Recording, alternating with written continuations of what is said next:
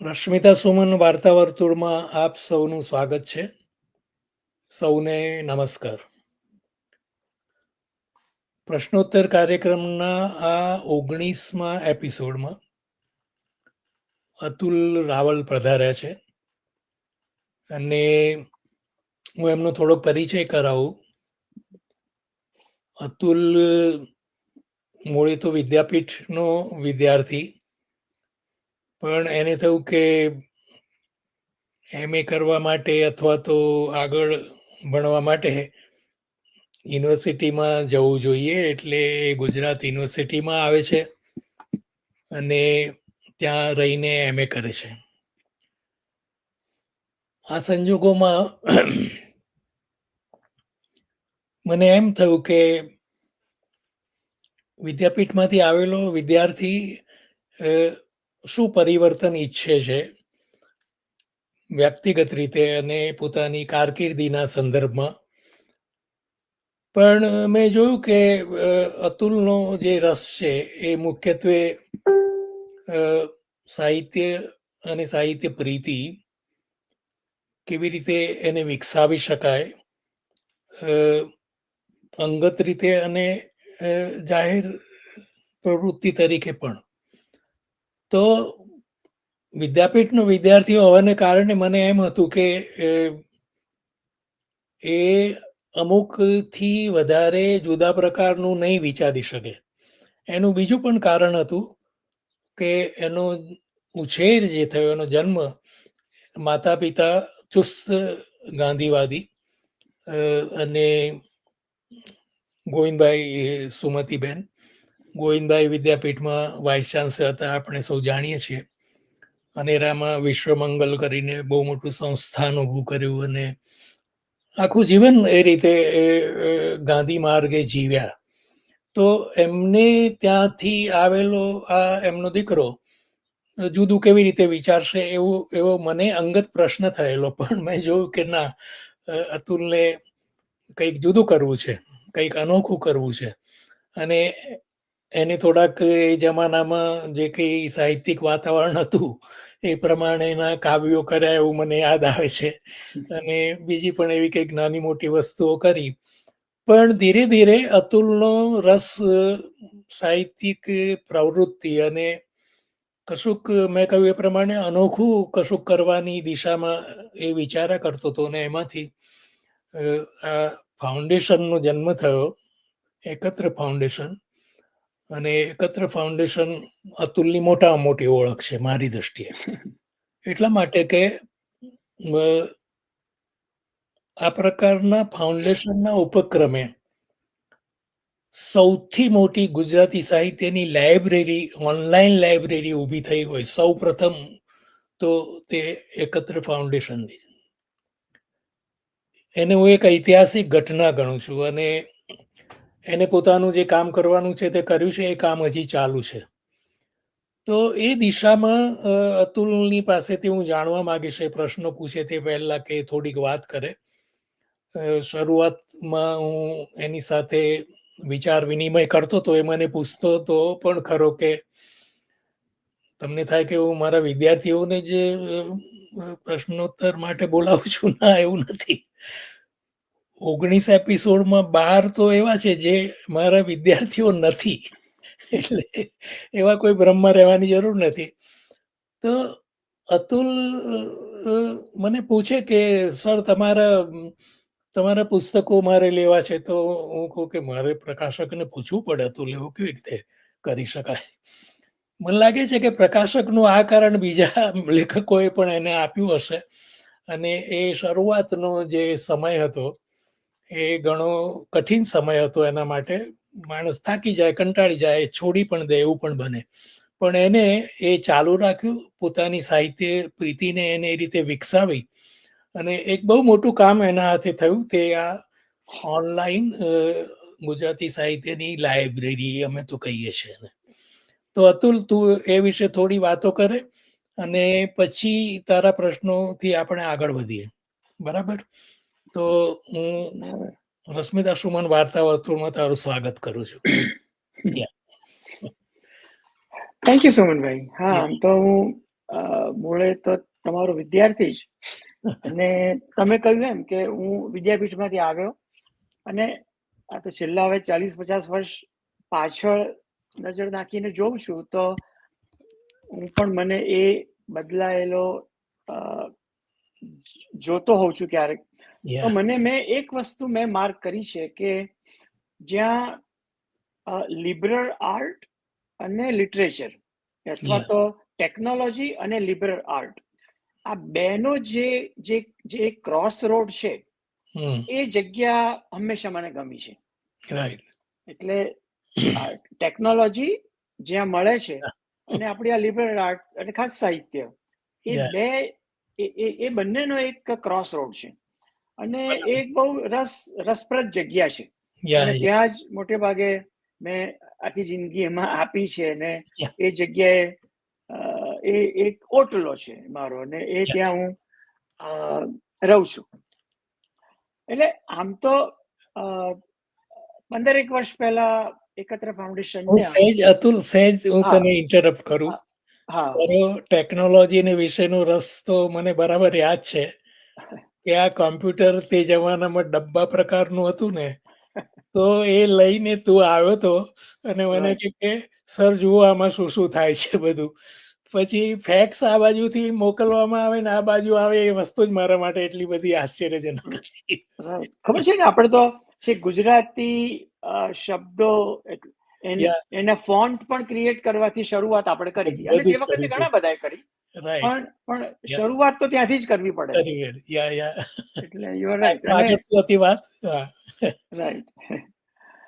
એટલે આમ તો 15 વર્ષ પહેલા એકત્ર ફાઉન્ડેશનની સ્થાપના એક સાદી ઈચ્છાથી થઈ હતી કે આપણા ગુજરાતી સાહિત્યને કાયમને માટે જાળવવા માટે એને ડિજિટાઇઝ કરવું, અને એને દુનિયાના કોઈ પણ છેડેથી એક્સેસ કરી શકાય એવી એક વ્યવસ્થા ઊભી કરવી.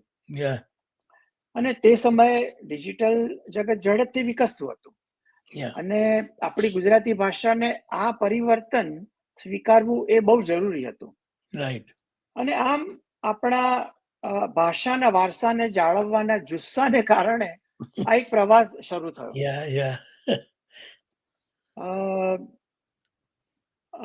અતુલ, એમાં પિતાજી એટલે કે ગોવિંદભાઈ નો પણ તને ધક્કો તો હશે જ, કેમ કે એમને પોતે પણ એવી જ બધી પ્રવૃત્તિઓ કરી જે એમની ફિલોસોફીને અનુકૂળ હતી. બરાબર? એમના વિચારોને અનુકૂળ હતી. તારા વિચારોને અનુકૂળ તે આ કર્યું, તો એ પ્રકારનું એક જેનેટિક કનેક્શન પણ મને જોવા મળે છે. ખરું. પિતા છે એટલે હું નથી એટલો એમને આગળ કરતો, પણ 4 વ્યક્તિઓ મારી આગલી, હું આ જેના પર અથવા તો જેના ખભા ઉપર બેઠો છું એવી 4, એક ચોક્કસ મારા પિતાશ્રી. વિદ્યાપીઠમાં હું ગયો ત્યારે ચંદ્રકાંત શેઠ મળ્યા, અને એમણે આ એક દરવાજો ખોલી આપ્યો. પછી તમે મળ્યા, આપણે ભાષા ભવનમાં આવ્યો ત્યારે, અને આગળ જતા મહેન્દ્ર મેઘાણી મળ્યા. એટલે જે લોકોએ ધક્કો મારવાનું કામ કર્યું એ આ 4 જણ તો ખરા જ. અને આ ફક્ત આપણું સાહિત્ય જાળવવા પૂરતું નથી, પણ આપણી આગામી પેઢીને આ ભંડાર આપીને એઓને આકર્ષવાનું પણ છે. અને એટલે અમે ગુજરાતી સાહિત્યના ખજાનાને ડિજિટાઇઝ કરવાની તાત્કાલિક જરૂરિયાતને ઓળખી. આપણી તમામ અગાઉની પેઢીઓએ પણ આર્કાઇવનું કામ કર્યું છે. આપણી ફરજ છે કે આપણા મુદ્રિત સાહિત્યને અત્યારના બદલાયેલા સમય પ્રમાણે આપણા સૌ માટે અને હવે આવનારી પેઢી માટે એને ડિજિટાઇઝ કરીએ. એકત્રનું મિશન સ્પષ્ટ છે કે આપણા કવિઓ, લેખકો અને વિચારકોના શબ્દો ભાવિ પેઢીઓ સાથે પડઘો પાડે એ સુનિશ્ચિત કરવું. અને એકત્રનો ભાવ મંત્ર છે કે ગુજરાતીની ઉત્તમ કૃતિઓને પલક માત્રમાં બહોળા વાચકો સુધી પ્રસારવી. you know. પલક માત્ર માટે મેં ક્લિક વાર માટે જ મેં કહ્યું હતું કે કોઈ પણ વસ્તુ ક્લિક વારમાં કરી શકાય છે. પલક Correct. માત્ર ગુજરાતી છે પણ ક્લિક વારમાં કરી શકાય છે એવું આપણે કહી શકીએ. Right, યા right. તો અને અતુલ એટલે બહુ વિશેષ વાતો કરશું એ વિશે. હા, હું હા, તને પણ પ્રશ્નો કરીશ એ વિશે. right. અને આપણી ચર્ચામાં પણ આ બધું આવ્યા જ કરશે. તો Correct. તારો પહેલો પ્રશ્ન શું છે? હા, એટલે એ સહેજ હું પહેલા એકત્રની થોડીક વાત કરું અને પછી આખી આ ચર્ચાને ઓકે, હું 2 વિભાગમાં શ્યોર, એને શ્યોર. એને એને પ્રશ્નો તમને પૂછવા માંગુ છું યા, યા. કે અ, આ વર્ષોમાં એકત્રે શરૂઆત તો આપણા શાસ્ત્રીય પુસ્તકોથી શરૂ કરી. હમ, કોપીરાઈટ બહારના અને કોપીરાઈટના દાયકામાં આવતા હોય હમ, એવા પુસ્તકોના લેખકોની પરવાનગી લઈને એને હમ. ડિજિટાઇઝ કરવાના શરૂ કર્યા. યા. એ પછી વિવિધ અભ્યાસીઓ દ્વારા સમગ્ર ગુજરાતી અ, સાહિત્ય હમ, અ, અને એના સંપાદકો દ્વારા અ, એને એના સંપાદનો શરૂ કર્યા અને એ અમારી સંપદા શ્રેણી. યા. આ ઉપરાંત સમાંતરે અનુઆધુનિક ગુજરાતી કાવ્ય અને વાર્તા શ્રેણી, 20મી સદીના 51 પ્રશિષ્ટ કવિઓના ચૂંટેલા કાવ્યોનું આચમન કરાવતી કાવ્ય આચમન શ્રેણી, હમ, સમગ્રમાંથી સઘન વિવેચન શ્રેણી જેવા વિશિષ્ટ સંચયો સંપાદનો પણ થયા. યા. આ બધાની વચ્ચે ગુજરાતી સાહિત્યના મૂળ પ્રશિષ્ટ ગુજરાતી પુસ્તકોના ઈ રૂપાંતરો એ અમારી સતત ચાલતી પ્રવૃત્તિ છે. રાઈટ. ઓગસ્ટ 2000 થી લગભગ 2013 થી સંચયન ઈ સામાયિક પણ શરૂ કર્યું. સાહિત્ય કોશ અને સૂચિ સાથેના સામાયિકોને પણ ઉપલબ્ધ કરી રહ્યા છીએ. ગુજરાતી સાહિત્યને ડિજિટલ સ્વરૂપે ઉપલબ્ધ કરવાના આ પ્રયાસ ઉપરાંત અમે હવે ગુજરાતી વાચકો માટે વાર્તા, નિબંધ, પ્રવાસ નિબંધ અને અંગત નિબંધો પણ ઓડિયોના માધ્યમથી લઈને આવ્યા છીએ. તો આમ ગુજરાતી ડિજિટલ લાઇબ્રેરીથી લઈને ઓડિયો અને ઈ સામાયિક સુધીની અમારી આ ક્રિયાશીલતા આપ સૌ એકત્ર foundation.org ઉપરથી સાક્ષાત કરી શકશો. પણ એકત્ર શરૂ કરવાના જે કામો છે એની આગળ આપણે ચર્ચા કરીશું.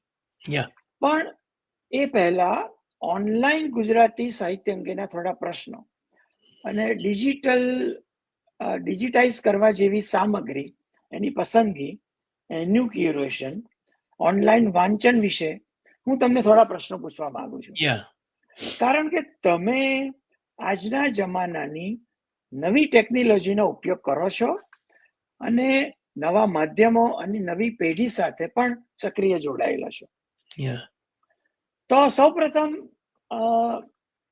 એની સામગ્રીની પસંદગી, એના ક્યુરેશન વિશે થોડી વાત કરીએ. મારો પહેલો પ્રશ્ન સાહેબ એ છે કે ઓનલાઈન ડિજિટલ પ્રકાશિત કરવા માટે ગુજરાતી સાહિત્યમાંથી પસંદ કરવા માટે તમે કયા માપદંડો સૂચવો છો? એટલે પહેલું તો મારું એવું ધોરણ બને કે છેક હેમચંદ્રાચાર્યથી માંડીને આજ દિન સુધી જે નીવડેલા ગણાય છે સાહિત્યકારો, જેમને કશુંક ને કશુંક ચિહ્નિત કર્યું છે ભાષામાં અને સાહિત્ય ક્ષેત્રે, એવી વ્યક્તિઓના તમામ પુસ્તકો તો નહીં, તમામ નહીં જ, પણ મુખ્ય પુસ્તકો જો હોય અને મોટે ભાગે છે તો એ એક પહેલી હરોળ થઈ કહેવાય. અને બીજી હરોળમાં હું એમ કહું કે ઉત્તમ પ્રકારના સંપાદનો મૂકવા, જે લોકો તમે કરી રહ્યા છો. અને ત્રીજી વસ્તુ એ છે કે માત્ર માહિતી ખાતર, ઇન્ફોર્મેશન ખાતર લેખો નહીં પણ ઇન્ફોર્મેશન ઇટસેલ્ફ, માહિતી જ મૂકવી કે ભાઈ ગુજરાતી સાહિત્યમાં આટલા કવિઓ થઈ ગયા, પંડિત યુગમાં આટલા પંડિતો બરાબર. વગેરે વગેરે માહિતીનું ઘણું બધું વૈવિધ્ય આપણે લાવી શકીએ. તો એ કદાચ ફાઉન્ડેશનમાં ખૂટે છે એવું મને લાગે છે. એક ઓકે. માહિતીનો ભંડાર, એમ લાઈક ધેટ, હા. પુસ્તકોનો છે એ પ્રમાણે. અને એક એવો વિષય અથવા તો એવો એક મુદ્દો રાખવો જોઈએ કે જે ગૌણ સાહિત્યકારો છે અથવા તો ઓછા વંચાતા અથવા તો જેનું કોઈ બહુ મહત્વ નથી, એવા લેખકો વિશેની ચર્ચાઓ, એવા લેખકો વિશે વધુ ને વધુ પરિસંવાદો, podcasting, this sort of discussions વગેરે બધું થવું જોઈએ.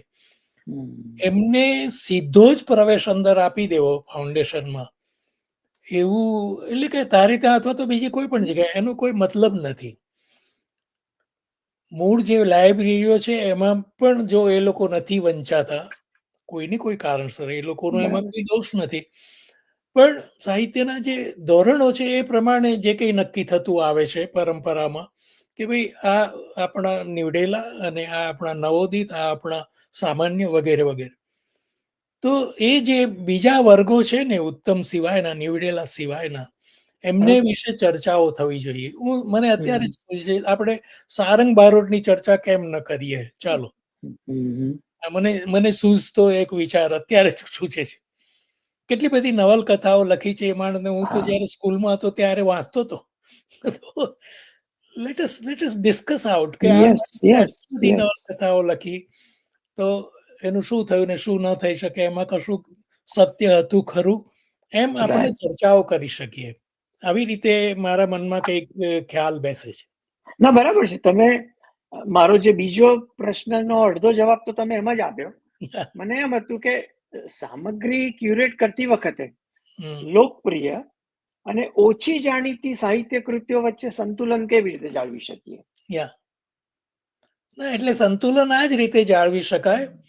સંતુલન જાળવવાનો એક જ રસ્તો કે એમને આ પ્રકારે આપણી લાઇબ્રેરીમાં પુસ્તકો સાથે સ્થાન ન આપી શકાય, એટલે કે ન લાવી શકાય, એમનો સમાસ ન કરી શકાય, કેમ કે નહીં તો જે વસ્તુ છે તે જ અહીંયા આવીને ઊભી રહેશે, એનાથી કોઈ ફરક નહીં પડે.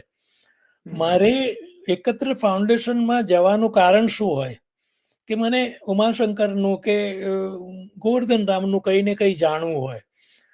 મેં કહ્યું એ પ્રમાણે મારે સારંગ બારોટનું કશું ન જાણવું હોય.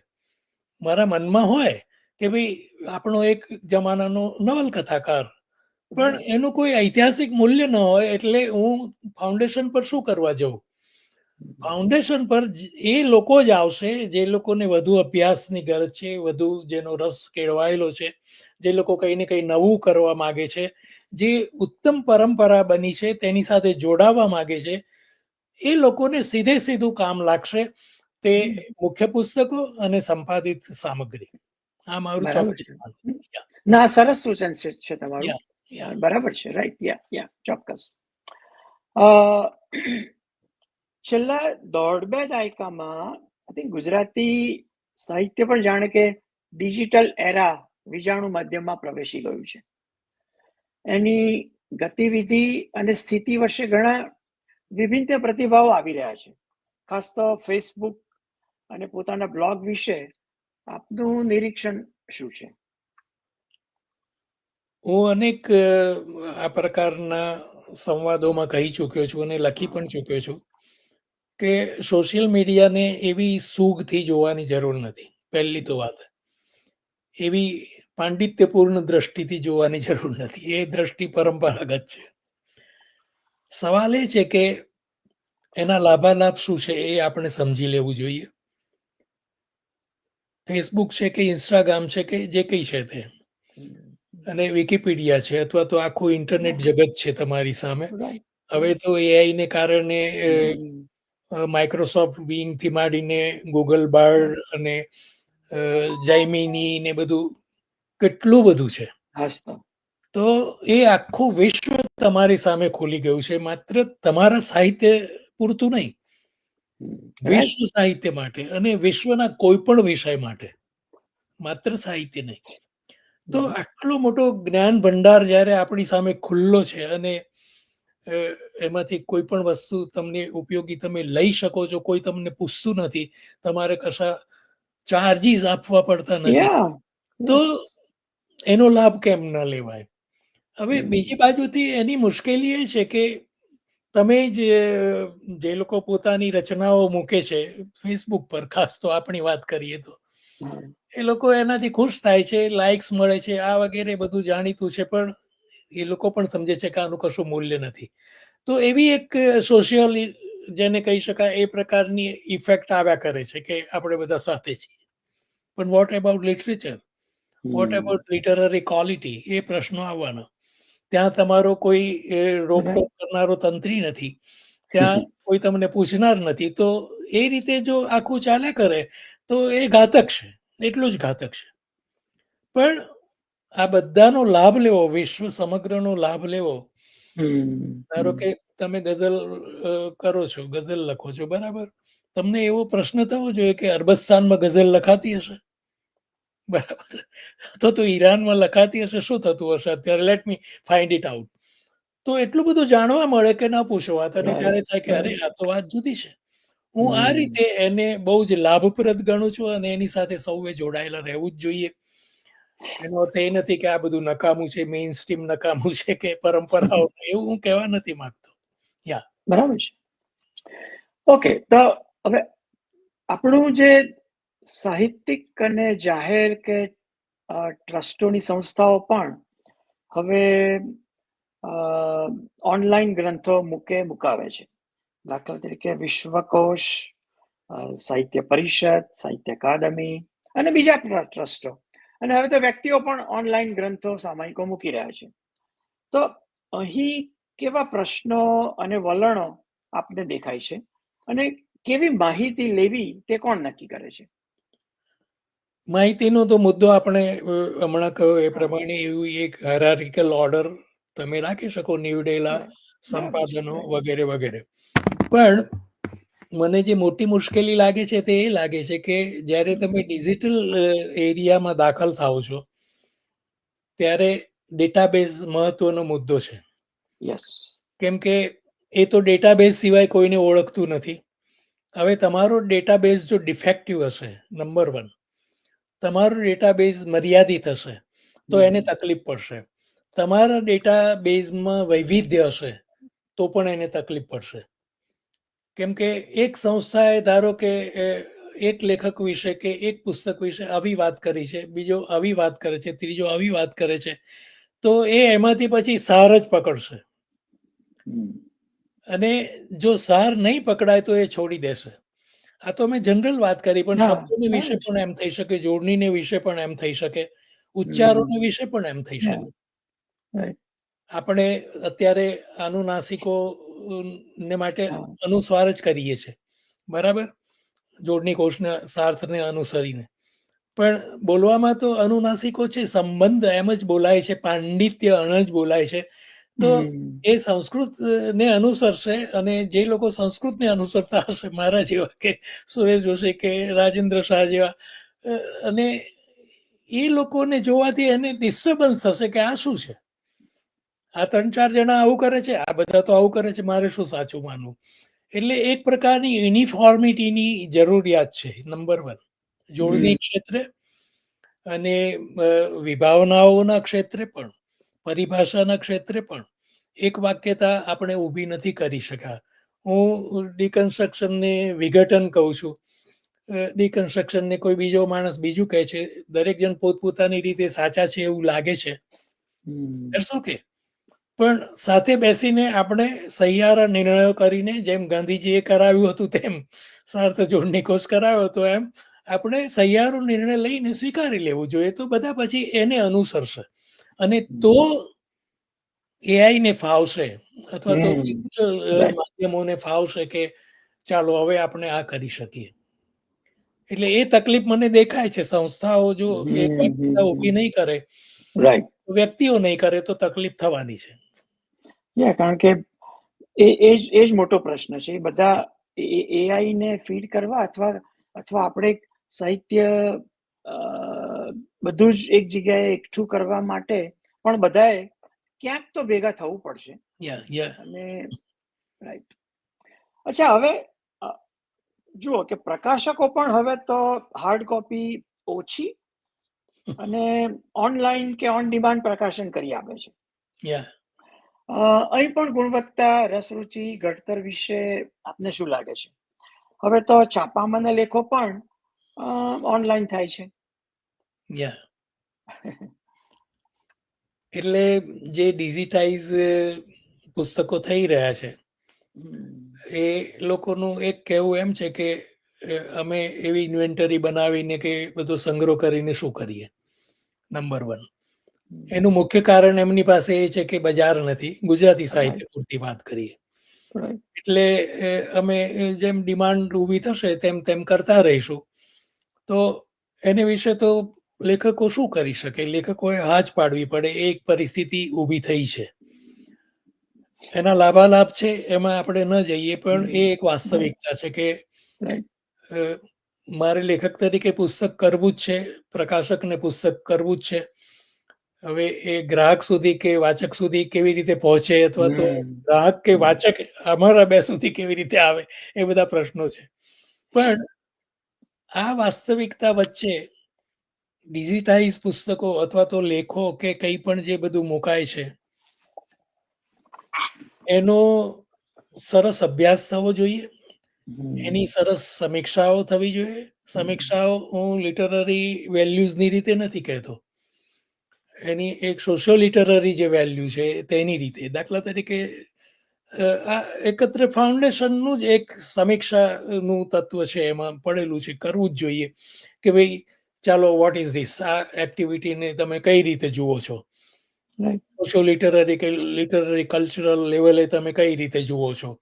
એવી રીતે આ ડિજિટાઇઝ પુસ્તકોને કે તે કહ્યું એ પ્રમાણે લેખોને કે કોઈને પણ જોઈ શકાય, એમાં કશો વાંધો નથી. દરેક વખતે સાહિત્યિક ધોરણોથી અને કલાના ધોરણોથી જ સાહિત્યને જોવું એવું જરૂરી નથી, સિવાય કે તમારી પાસે એવી માગણી કરવામાં આવી હોય. બરાબર છે. ના, વાત તમારી બહુ સાચી છે. એટલે આપણે ત્યાં પ્રકાશિત પુસ્તકોના આસ્વાદો થાય, પણ આવી રીતે ઓનલાઈન જે પુસ્તકો આવે છે એની પણ ચર્ચા, વાત થવી જોઈએ. અને એ રીતે હું અને એકત્ર પ્રમાણમાં ઘણા ઓપન એન્ડ જ છીએ. બધું જ સારું સમાવવાનો લોભ છે આપણને. હવે એકત્ર જે કામ કરી રહ્યું છે એ અંગેના થોડાક સીધા તમારા પ્રતિભાવ હું જાણવા માંગુ છું કે, અને એમાં સહેજ કરવું વાત કે એકત્ર ફાઉન્ડેશન તો સારા સર્જકોની મહત્વની કૃતિઓ એની શ્રેણી રૂપે કે સંપાદિત ગ્રંથો તરીકે મૂકે છે. અહીં દસ્તાવેજીકરણની સાથે સાથે એની ગુણવત્તા જાળવવાની સભાનતા પણ છે. એ દિશામાં ઘણું બધું માતબર કામ થયું છે.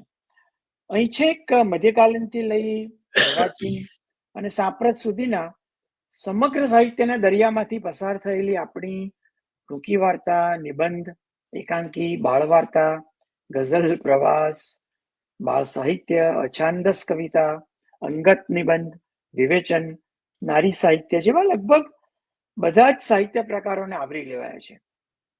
આપણા સમગ્ર સાહિત્યના અનુભવી અભ્યાસીઓ દ્વારા આખા ગુજરાતી સાહિત્યમાંથી દ્રષ્ટિપૂર્વક ચૂંટેલા ઇતિહાસ અને દસ્તાવેજીકરણને ધ્યાનમાં રાખીને તથા આસ્વાદ યોગ્ય સંપાદનો કર્યા છે.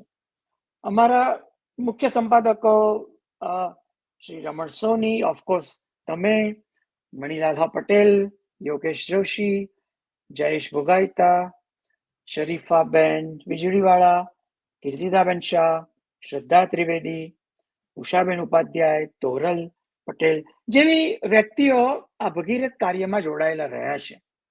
એમણે ખાસી મહેનત કરીને, પુષ્કળ સમય આપીને, આખા સાહિત્યમાંથી પસાર થઈને આપણી ભવિષ્યની પેઢીને આપવા માટેના થોડાક મોતીઓ તારવી આપ્યા છે. અને એકત્ર ગુજરાતી સાહિત્ય છેક નરસિંહથી લઈને આજ સુધી રચાતા અને રચાતા સાહિત્યની મહત્વની સારી કૃતિઓ નિઃશુલ્ક વાચકો સુધી પહોંચાડવાનું કામ કરે છે. એમાં સર્જકો અને અભ્યાસીઓ બંને જોડાયેલા છે. તો આ કામ હજુ વધુ સારું કરવા માટેના સૂચનો માંગીએ છીએ. તો આ અંગે આપનું કોઈ સૂચન? મેં કહ્યું એ પ્રમાણે હા, આ જે મિત્રોના નામ લીધા હા, એ સૌ શ્રમપૂર્વક અને હા, સરસ વિવેકપૂર્ણ કામ કરે છે. હા, એ છતાં કોઈ પણ સાહિત્યનું કામ હા. ચર્ચાસ્પદ તો રહેવાનું. સાહિત્ય પોતે જ ચર્ચાનો વિષય છે. એટલે આ રચનાઓ લીધી છે ને આ રચનાઓ નથી લીધી, મારું લીધું, એ પ્રકારની વ્યવહારુ વાત કરી શકાય, પણ એ વાતમાં આગળ નહીં વધી શકાય. કેમ કે સંપાદન કરનાર અથવા તો હા, એકત્ર ફાઉન્ડેશન એમ કહેશે કે ભાઈ અમારી પાસે તો આ છે ને અમે આ પ્રમાણે કર્યું. એટલે એ રીતે ચર્ચા કરવાનો કોઈ મતલબ નથી. પણ હું એમ કહું કે જે ઉત્તમ પુસ્તકો લીધા છે, દાખલા તરીકે ગોધરામનું સરસ્વતી ચંદ્ર લીધું છે અથવા તો એનું ટ્રાન્સલેશન લીધું છે એકત્ર ફાઉન્ડેશનમાં, કે આવી રીતે ડિજિટાઇઝ થયેલું હા. કોઈ પણ, તો એ તો જે છે તે જ છે, એમાં તો ચર્ચાનો સવાલ જ નથી. Right. ચર્ચાનો સવાલ આવે છે તમે જ્યારે એમાં એન્ટર થશો, એટલે કે ફાઉન્ડેશન, અને ફાઉન્ડેશન પોતે એક ક્રિટિકલ વ્યૂ પોઈન્ટથી અથવા તો એડિટોરિયલ વ્યૂ પોઈન્ટથી પુસ્તકો ઊભા કરવા માંગશે, એટલે કે સંપાદનો ઊભા કરવા માંગશે, ત્યારે એક ઉત્તમ પ્રકારના વિવેકની, સાહિત્યિક વિવેકની અપેક્ષા રહેશે. અને એને માટેનો એક જ રસ્તો છે કે એક સારું તંત્રી મંડળ હોય, એક સરસ પરામર્શક બરાબર છે. હોય, Right. Right. અને એ બધા લોકો પછી જે નિર્ણય આપે તે એ નિર્ણય જેવો હા, હોય તેવો, પણ right. એ નિર્ણય એક વ્યક્તિનો હશે તો ચર્ચાસ્પદ જ રહેવાનો છે. એટલે Right. સંપાદનો ભલે થાય, પણ એક સંપાદનો માટેનું એક તંત્રી મંડળ અથવા હા, પરામર્શન માટે બરાબર, પરામર્શન. યા, Right. તો ના, શું બરાબર છે. તમારી વાત બિલકુલ સાચી છે. પણ હવે આપણે એનો એક નાનો માનો કે એક દાખલો લઈએ કે આમ જોવા જઈએ તો આપણી પાસે ગુજરાતી સાહિત્યની અત્યાર સુધીની લગભગ 4000 સાહેબ વાર્તાઓ છે. હવે એમાંથી લગભગ 250-300 વાર્તાઓ પસંદ કરીને અત્યારે મૂકી છે. હવે પ્રમાણમાં અંગત રીતે હું બિલકુલ હું બહુ ઇન્ક્લુઝિવ પ્રકારનો મેન્ટાલિટી હોય છે મારી. સંપાદકો પણ પ્રમાણમાં એટલા ઉદાર ને છે, સમય આપીને કરે, પણ છતાં તમે કહો છો એમ કે સંપાદકનો અંગત અભિપ્રાય પણ અથવા એની બાયસ અંદર આવવાનો.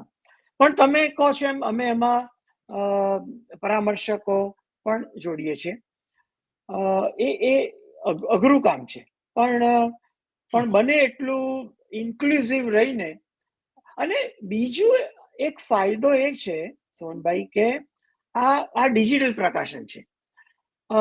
આગળ જતા બે જણને એમ અથવા પરામર્શકોને એમ લાગે કે ના આ 2 વાર્તા રહી ગઈ છે, તો એમાં આપણે ઉમેરી શકીએ છીએ. એટલે આ સતત એક સુધારી શકીએ એવી વ્યવસ્થા છે.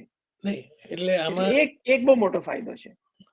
સહેજ ઇન્ટરપ્ટ કરું તને કે હા, હા, દાખલા તરીકે અમુક સંપાદનો થઈ ગયેલા છે આપણે ત્યાં. હા, હા. આસ્વાદના પુસ્તકો થઈ ગઈ, સુરેશ જોશીનું આસ્વાદનું કે વગેરે બીજા આસ્વાદના પુસ્તકો કે વાર્તાના સંપાદનો કે કાવ્યોના અનેક થયેલા છે. હવે એ જે સંપાદનો થયા છે એ પણ આ સંપાદકના ધ્યાનમાં હોવા જોઈએ. આ લોકોએ કેમ આ વાર્તાઓ ન લીધી? કોઈ કારણ હતું? અથવા તો આ જ વાર્તાઓ કેમ લેવાઈ? કોઈ કારણ હતું? ટૂંકમાં થઈ ગયેલું જે સંપાદન કાર્ય છે એને પણ સંગ્રહિત કરવું, એને પણ સમીક્ષા દ્રષ્ટિથી જોવું, બરાબર છે. તે દાખલ કરીને, એ દ્રષ્ટિ દાખલ કરીને સંપાદનો કરવા, એ પણ જરૂરિયાત બનવાની છે.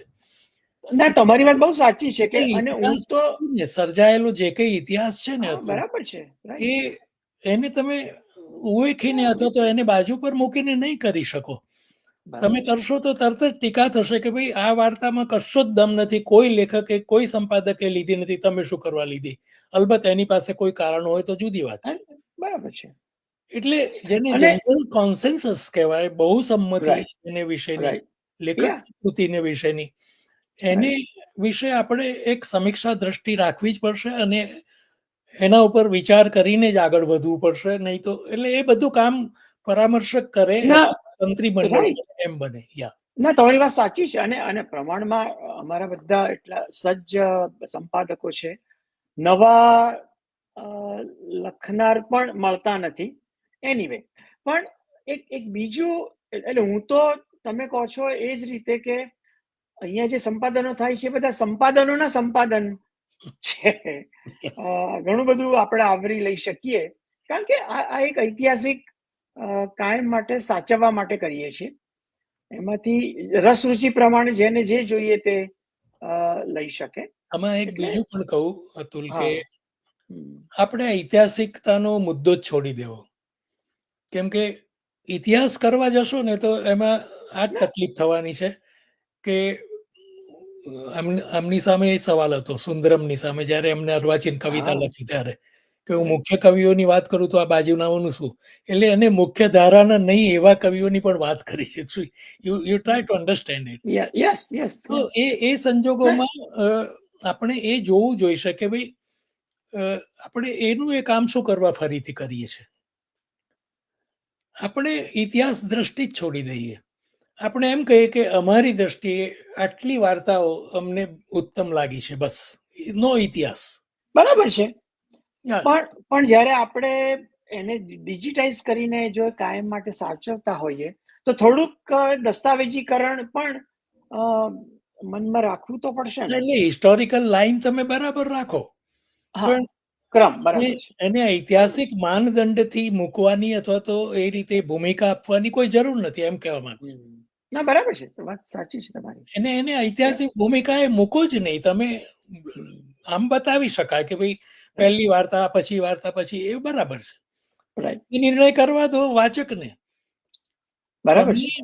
ઐતિહાસિકતાનો મુદ્દો જ છોડી દો. તમે એટલું જ કહો કે ભાઈ આ જે આપણું બધું સાહિત્ય પડ્યું છે, જેમ આપણને ઉત્તમ લેખકો મળ્યા તેમ આપણને આ ઉત્તમ વાર્તાઓ મળી, ઉત્તમ કાવ્યો મળ્યા, ઉત્તમ અછાંદસ કાવ્ય, ઉત્તમ ગઝલો, બરાબર છે. Like right, that. રાઈટ, એ આપણી રાઈટ. દ્રષ્ટિએ જે ઉત્તમ છે તે મૂકવું, બાકી બરાબર ઇતિહાસ છે. ઇતિહાસ તો છે જે છે તે. અને બહાર પણ હજી લખાય જ છે. આપણે આપણે હા. કઈ ફાઉન્ડેશને કઈ એવો ઈલાજ ના, નથી ના, લીધો કે એને બધું સવાલ જ જ કરવું નથી. જોઈએ. હસતો. યા બરાબર છે. ના, સારું છે. આ ચર્ચા જરૂરી છે, અને એના આગલા અ, દિશાઓ માટે પણ આવા બધા સૂચનો એટલે મને કામ આવા લાગે. વિચારો આવે, કેમ કે અ, નાની ભૂમિકા પર તમે આ કામ કરો ને, હા, એકલે હાથે પણ હું આ કામ કરવા નીકળું ને, તો રાઈટ, આ પ્રકારની ફિલસૂફી મારે સ્વીકારવી જ પડે. રાઈટ. હું એક નાનું સરખું સંપાદન કરવા બેઠો હોય તો પણ મારે જોવું જોઈએ કે ભાઈ હું વાર્તા સંપાદન કરવા નીકળ્યો, પણ આમને તો આ વાર્તા નથી લીધી, આમને લીધી છે, આમને નથી લીધી, તો હું આ ભાઈની આ વાર્તા લઉં છું તો શું થશે, લાઈક ધેટ. સિવાય કે મારી પાસે મારા સ્વતંત્ર જવાબો અથવા તો સ્વતંત્ર હા, ભૂમિકા. એ દરેક સંપાદકની હોવાની. યા રાઈટ. યા બરાબર છે. Right, right, right. ના, સરસ.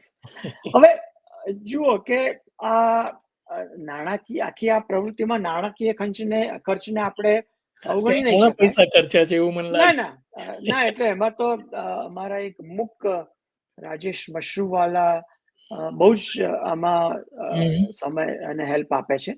Very good. અ, એટલે એના વગર તો આ કામ થઈ જ ના શકે. રાઈટ અ, રાઈટ.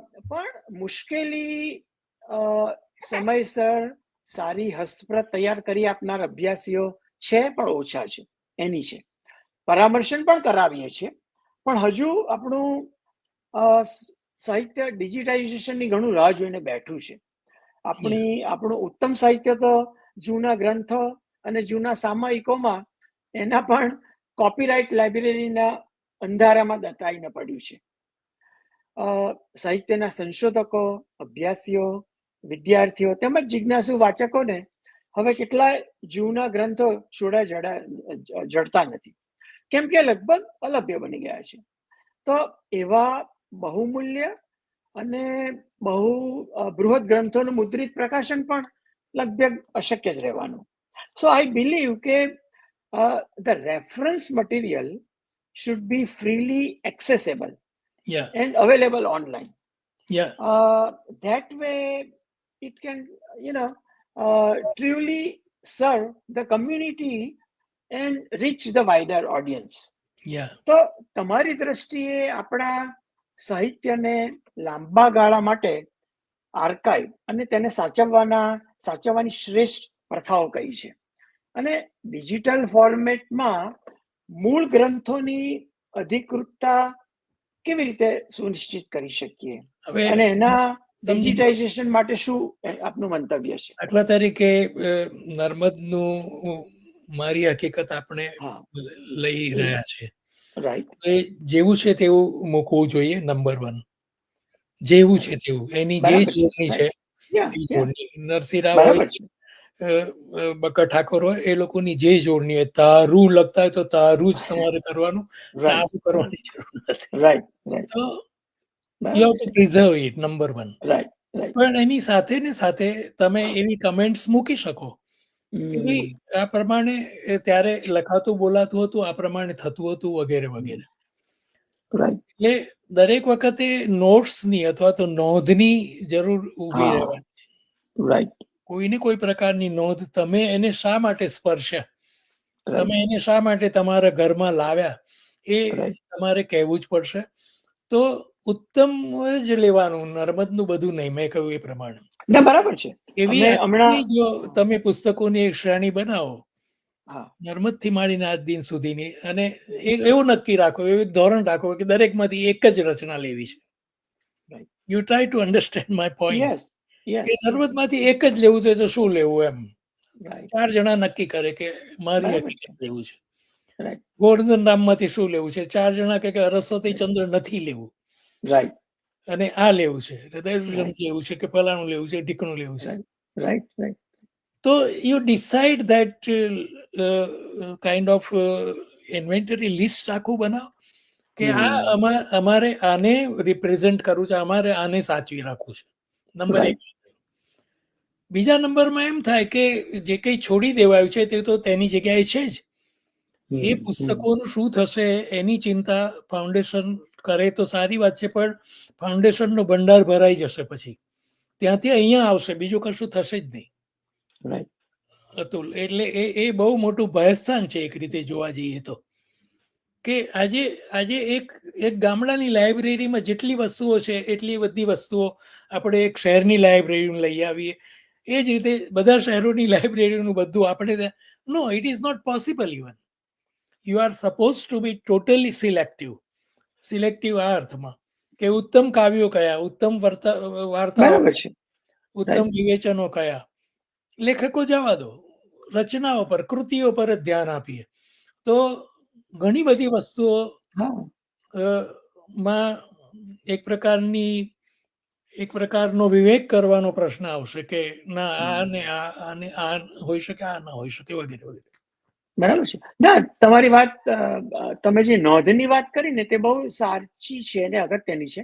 માનો કે અમે હમણાં જૂના પુસ્તકોને એક અલભ્ય શ્રેણી શરૂ કરી અને રમણ સોનીને કહ્યું કે તમે થોડાક આપણા પુસ્તકો કેમ લખીએ છીએ તો એનો પરિચય પણ લખી આપીએ.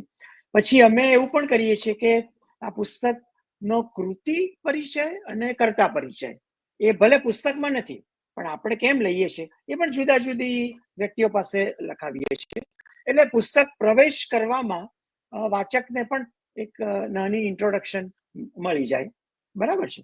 હવે એક બીજો પ્રશ્ન મને થાય છે કે કોપીરાઇટના અનુપાલનને સુરક્ષિત રાખીને ડિજિટલ લાઇબ્રેરીને આપણે કેવી રીતે સુલભ બનાવી શકીએ?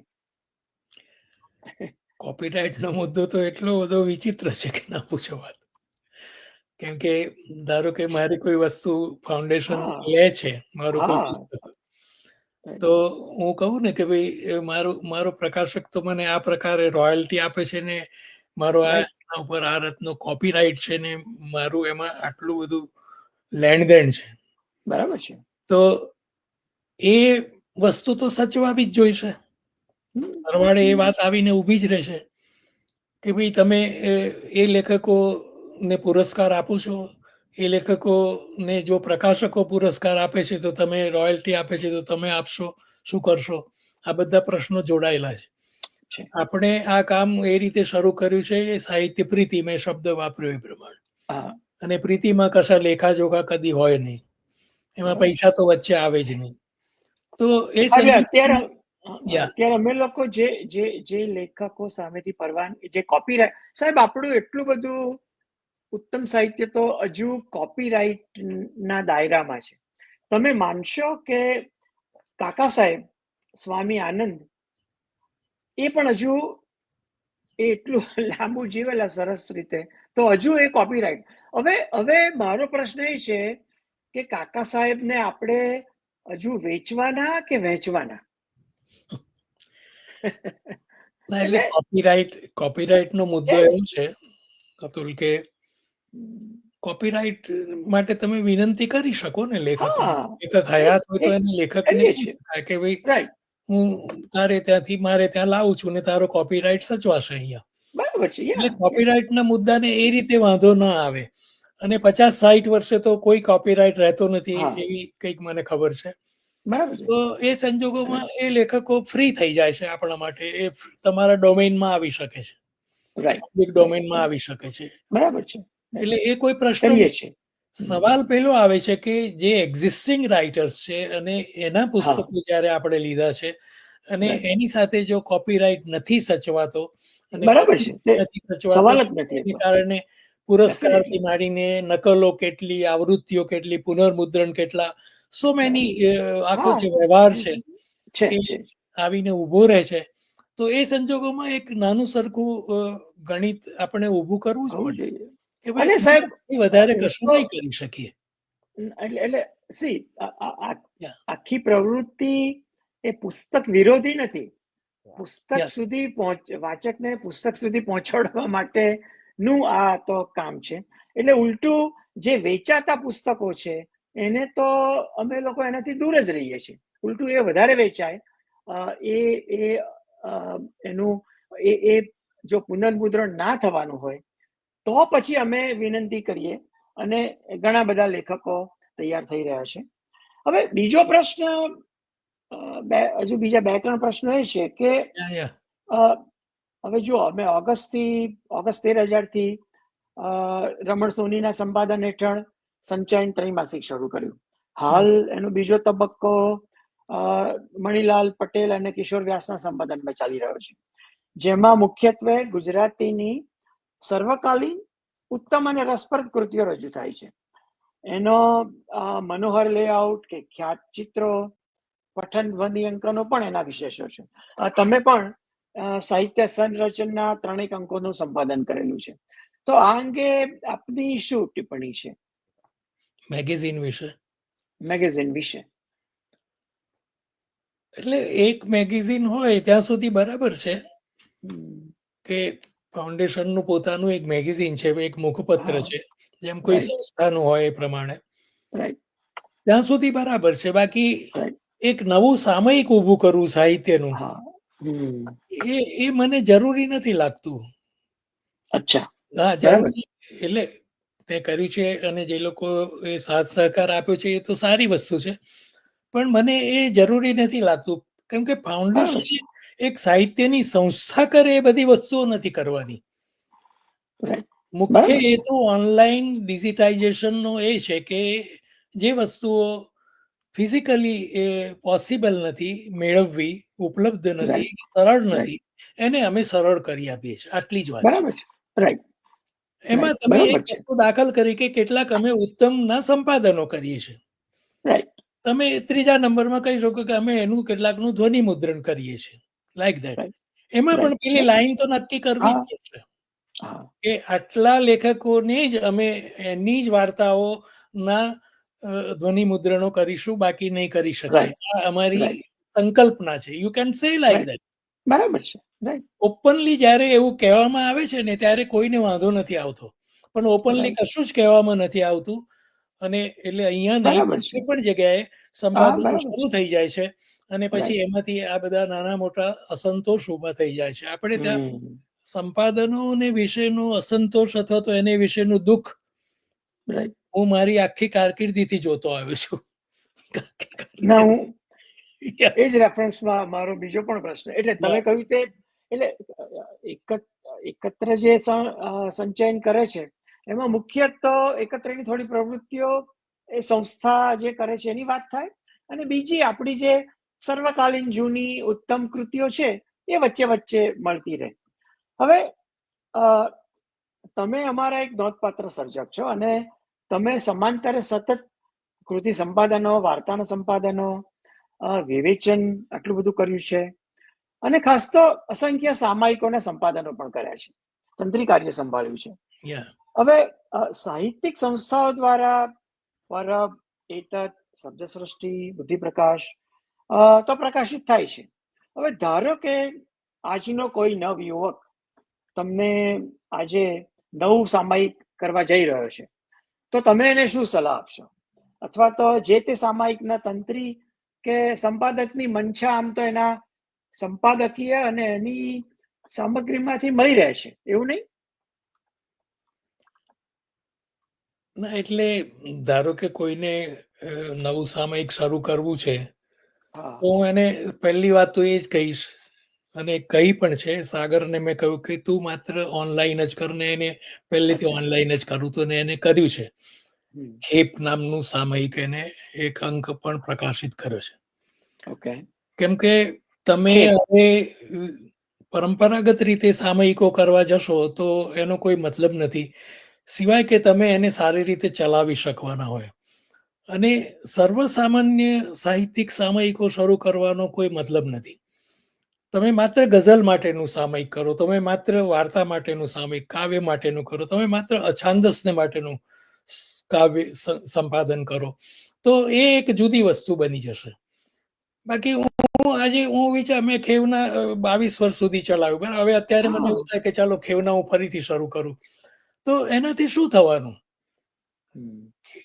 અમુક લેખો મારે ત્યાં લેખો મોકલશે, અમુક કાવ્યો આવશે, જે બધે જાય છે એવી રીતે મારે ત્યાં આવશે. જે કઈ પરિસ્થિતિ છે એમાં કોઈ સુધારો હું નહીં લાવી શકું. સુધારો હું ત્યારે જ લાવી શકું, હું નક્કી કરું કે મારે અછાંદસ કાવ્યોનું જ મેગેઝિન કરવું છે, અને મારી દ્રષ્ટિએ અછાંદસ એટલે આ, તો હું કશો ફેર કરી શકું. એટલે ઓનલાઈન મેગેઝિન કરવાની વાત જ કરવી પડે, અને એમાં પણ આવી દ્રષ્ટિ રાખવી પડે કે, એટલે સાગર એવી દ્રષ્ટિ રાખી છે કે પોતે પ્રત્યક્ષ વિવેચનનું સામયિક રાખશે, એને એટલે એમ રાખી શકશે તો એ એક જુદો રસ્તો એના માટે ઊભો થઈ જશે. અને પ્રત્યક્ષ સામયિકો આપણે ત્યાં છે નહીં અત્યારે, પ્રત્યક્ષ વિવેચનના, તો એમાં એ કામ લાગશે. તો એ રીતે તમે કશાક અભાવને પૂરો કરવા માટે, એની પૂર્તિ માટે, અથવા તો અભાવનો નાશ કરવા માટે કશુંક નવું શરૂ કરો, તો it is well and good, કોઈ કશો વાંધો નથી. બાકી એક સર્વસામાન્ય મેગેઝિન કરવાનો કોઈ મતલબ નથી મારી દ્રષ્ટિએ, કોઈ એમાં કશો સાર નથી. જે સામયિકો છે એને ત્યાં બધું છપાયા જ કરે છે, અને ઢગલાબંધ સામગ્રી એવી આવે છે જેને ન છાપી શકાય અથવા તો ન પ્રકાશિત કરી શકાય. તો એ સંજોગોમાં તમે કેટલા સામયિકો, આમ તો કરવા હોય તો અસંખ્ય કરી શકાય. જો પેલો બધો જ જેને તમે મધુરાએ એવો શબ્દ વાપર્યો, કચરો, એવો શબ્દ વાપર્યો તો અમારે ત્યાં તો કચરો બધો હોય તે આપણે જો સામયિકો દ્વારા પ્રજા સમક્ષ મૂકવાનો હોય તો એનો કોઈ ફેર નથી. You are suppose to be critical always. લિટરેચરની કોઈ પણ વાતમાં, મારી વાત હોય, તારી વાત હોય, મેગેઝિનની વાત હોય કે કોઈ પણ, if you are not critical, if you are not connected to the literary norms and standards, then it becomes a problematic thing. તમે ક્રિટિકલની જે વાત કહી ને તે બહુ આઈ થિંક અગત્યની છે, કારણ કે એ સજ્જતા વાળો વિવેક નથી અત્યારે દેખાતો. એનીવે, પણ એની એટલે અતુલ, આપણી પાસે હજી 6 મિનિટ છે, તો હું મારે તને જે પ્રશ્નો પૂછવાના, અચ્છા તારો પ્રશ્ન પૂરો કરી લે પછી કરીએ. ના કઈ નહીં, એ પ્રશ્નને ત્યાં જ અટકાવી દઈએ અત્યારે, એ ફરી વાર ક્યારે. ના, તો મને હતું કે આપણે ઓવરઓલ ઓનલાઈન સાહિત્યની વાત કરી, એકત્રના રેફરન્સની વાત કરી. મને એક બે પ્રશ્નો એ પણ હતા કે હવે ઓનલાઈન માટે એની વ્યવસ્થા કે એના આઉટરીચના થોડા પ્રશ્નો હતા, પણ એ આપણે ફરીવાર ના ક્યારેક કેવા વાત એ કરીશું. ટૂંકમાં પતાવી અથવા દઈએ. એટલે તમારી દ્રષ્ટિએ એમ કે ગુજરાતી સાહિત્ય વાંચવા માટે શ્રેષ્ઠ ઓનલાઈન ફોર્મેટ તમે શું માનો છો? કમ્પ્યુટર માટે પીડીએફ, કે સીધું જ ઓનલાઈન રીડિંગ, કે ટેબ્લેટ ઉપર ઈપબ ફાઇલ, અથવા તો કોઈ ઇન્ટરેક્ટિવ વેબ પૃષ્ઠ, એટલે અથવા આ બીજી બધું રીતે છે ને પૂછીએ કે જે તે વ્યક્તિની પાસે શું સાધન છે એના પર આધાર રાખે. એના ઉપર આધાર છે, રાઈટ. એટલે એ પોતાની રીતે શોધી લેશે. ધારો કે એને પોતાની વાત મર્યાદિત લાગતી હશે, અગવડ રાઈટ. પડતી હશે, તો એ બીજા મીડિયમમાં જશે. દાખલા તરીકે હું અત્યારે એઆઈ ના જે કઈ સાધનો ઉપલબ્ધ છે એનો જરૂર પડે ઉપયોગ કરું છું. બરાબર છે, એ રાઈટ. માઇક્રોસોફ્ટ બિંગ હોય કે ગૂગલ બાર્ડ હોય કે જેમિની હોય કે મેટા હોય, વોટ એવર એનીથિંગ. ના, એટલે હવે રાઈટ, યુ આર રાઈટ. એટલે હું જોઉં છું કે તમે હમણાંથી લાઘવમાં ઘણું બધું કહો છો. તો તમે જોયું છે કે વાચકો લાંબી સામગ્રી કે ટૂંકા લેખો લખાણમાંથી શું પસંદ કરે છે? હવે એ છે ને આખો લિટરરી અને પર્સનલ ટેસ્ટનો વિષય છે, રુચિનો વિષય છે. રાઈટ. એક સર્વસામાન્ય મારું નિરીક્ષણ એવું છે કે સાહિત્યિક રુચિનું સખત ધોવાણ થઈ ગયું છે. સખત એટલે સખત. હું એક વાક્ય એવું લખું જેમાં સંસ્કૃત 2 કે 3 શબ્દો આવતા હોય ને એ ઓછા જાણીતા હોય, તો મારું એ વાક્ય કોઈને પહોંચશે નહીં, ગમે તેટલું અર્થપૂર્ણ હશે તો પણ. એ સંજોગોમાં મારે સ્પષ્ટને બદલે સમજાય એવું છે એમ લખવું જોઈએ, સ્પષ્ટ છે એનું બદલે. તો એક દાખલો આપું છું. રાઈટ. વિશદ છે એમ કહેવાને બદલે મારે એવું કહેવું કે ચોખ્ખું છે. તો એ એક પરીક્ષા અથવા તો કસોટી લેખકની પણ છે ને બીજી બાજુથી વાચકે પણ સુધરવાની અથવા તો પોતાની રુચિનો વિકાસ કરવાની જરૂર છે. એ ત્યારે જ થઈ શકે જ્યારે એ સુરુચિપૂર્ણ સાહિત્યની દિશામાં જાય. એવી વ્યક્તિઓને વાંચે. ગોવર્ધન રામને માણસ વાંચે, સરસ્વતીચંદ્રને બીજું કશું જ નહીં, પણ એ ગદ્યની એના પર એક સખત અસર થાય. જોશીને વાંચે, ઉમાશંકરને વાંચે તો પણ, સુંદરમને વાંચે. હું તો એટલે સુધી કહું કે કાકા સાહેબ આ ગદ્ય સ્વામીઓ છે જેમને ગદ્યની કઈ ને કઈ સરસ એવી સૃષ્ટિ ઊભી કરી છે. તો તમારી રુચિ કેળવાશે કે ભાઈ આ માણસ તો આવી રીતે વિચાર છે, આવું જુએ છે, આવું અનુભવે છે, એના ઇન્દ્રિય સંવેદનો આવા છે, વગેરે વગેરે. રાઈટ. એટલે એ તો રહેવાનું જ છે કે બરાબર છે. ટેસ્ટનું તમે શું કરી શકો, અને ટેસ્ટ પ્રમાણે જ માણસ એમાં જશે. અને ખરી વાત તો એ છે કે બધું અંગ્રેજી માધ્યમમાં જ મળવાનું છે, ડિજિટલ જે કઈ છે તે મુખ્યત્વે ગુજરાતીમાં નહીં મળે. અલબત્ત ગુજરાતી પણ આપે છે, એ બિચારું તો ગુજરાતી પણ આપે છે. બિચારું એટલા માટે કહું છું કે આપણે પણ એ આપે છે, એટલે બહુ પાવરફુલી આપે છે. પણ એ પોતાના ડેટાબેઝને આધારે જ આપે છે, એટલે એને ભૂલો કરવાની સૈયા છે એમ. એને ભૂલો કરવાની આપણે છૂટ આપવી પડે, કોઈ પ્રશ્ન નથી. કેમ કે એની પાસે જે કઈ સામગ્રી મળેલી છે તેમાંથી કરે છે. આ બધા પ્રશ્નો નવા સામયિકો સાથે અથવા તો આની સાથે બધા સાથે જોડાયેલા છે. મારો સવાલ તને એ હતો, તને પર્સનલી પણ ક્યારેક પૂછેલો કે ભાઈ આ જે ફાઉન્ડેશનની આટલી મોટી લાઇબ્રેરી છે એનું ભવિષ્ય શું? ભવિષ્ય હું આવી રીતે તાત્વિક કે સાત્વિક અર્થમાં નથી પૂછતો, ફિઝિકલ. કે ધારો કે આખું ઉડી ગયું કોઈ કારણે, કેમ કે એ મશીની છે ને તો એને અંગેની શું જોગવાઈ છે એમાં, એ મારે ખાસ તો જાણવું છે. અને બીજો મારો પ્રશ્ન એની સાથે જ જોડાયેલો એ છે કે ફાઉન્ડેશનમાં અત્યાર સુધી કેટલા લોકો પ્રવેશ્યા? જેમ કે દરેક જગ્યાએ નાનો મોટો નંબર આપણે વાંચી શકીએ છીએ કે આટલા લોકો જોડાયા. લાઇક્સનો પણ આંકડો મળે, આનો પણ, બધે આંકડા. આપણે we are living in the age of numbers. મતભેદ અને મતોને મતદાનનો જે વોટ્સનો જે નંબર છે તે નહીં, બધા જ નંબર્સ. તો એટલીસ્ટ એ જાણવાની જરૂર પડે કે ભાઈ આનું સ્વાગત કેટલું થયું. તો એ નંબરની કોઈ વ્યવસ્થા છે કે કેમ, અથવા તો તું કરવાનો છું કે કેમ? આ બે પ્રશ્નો મારા મનમાં મોટા પડેલા છે. બીજો એક સવાલ એવો છે કે ફાઉન્ડેશન હવે શું કરવા માંગે છે, એનો ભાવિ પ્લાન શું છે? આ 3 વસ્તુઓ જાણવી છે.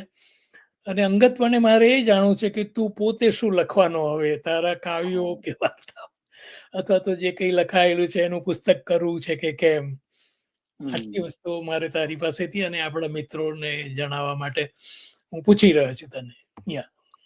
તો આપણે આ છેલ્લા ક્રમથી શરૂ કરીએ. તમે 4 પ્રશ્નો આમ તો પૂછ્યા.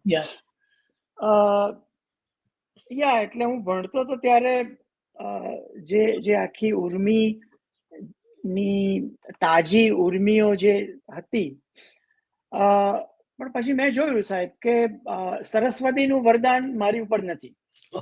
એવું ના એટલે પણ ચોક્કસ સાહિત્ય પ્રીતિ છે એટલે એનો ઉપયોગ અને એટલા બધાને વાંચ્યા પછી લખવાનું બહુ પાંગળું લખાયા પછી એ વહેંચવાનું નથી હવે ગમતું. એટલે એ વાત ત્યાં છે. હું એ જે જૂનું થોડુંક લખાયેલું છે એ લખાયેલું છે, પણ ક્રિએટિવ રાઇટિંગ હું નથી કરતો.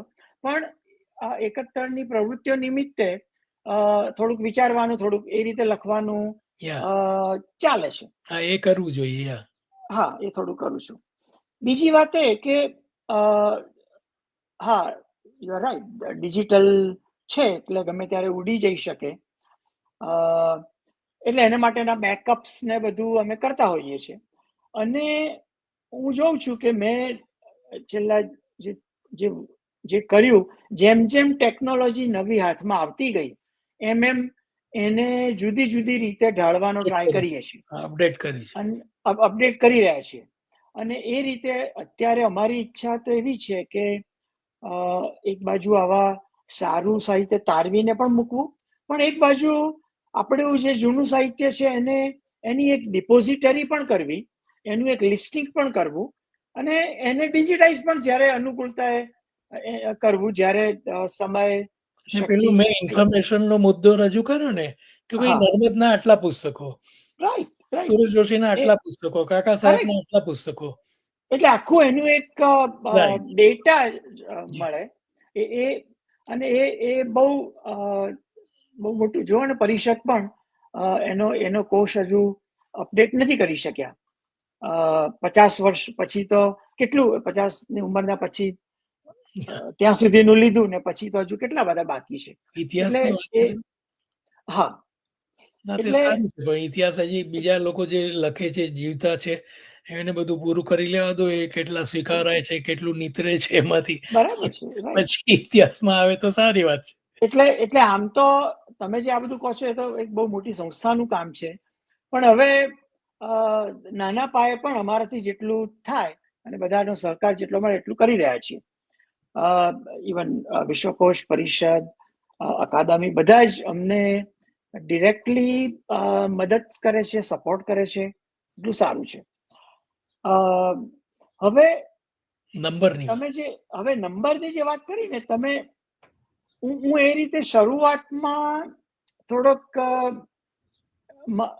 મને આખી જ્યાં સુધી સરસ કન્ટેન્ટ લાઇબ્રેરી ઊભી ના કરીએ ત્યાં સુધી એ નંબરમાં મારે નહોતું જવું, કારણ કે એનું પણ એક નાની વ્યવસ્થા ઊભી કરવી પડે.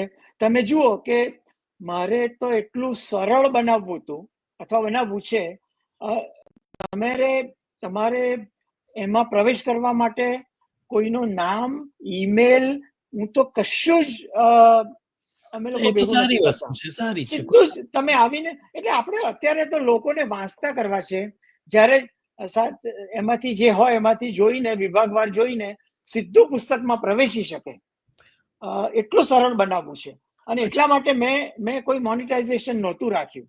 પણ યુ આર રાઈટ કે થોડુંક કરવું જોઈએ. એટલે મેં છેલ્લા 3 મહિનાથી તમારી 71ની લાઇબ્રેરીમાં એવી વ્યવસ્થા કરી છે કે તમે કોઈ પણ પેજ ઉપર જાઓ તો એ પેજ નું નીચે આંકડો આવે છે અને એ છેલ્લા 3 મહિનાનો જ છે.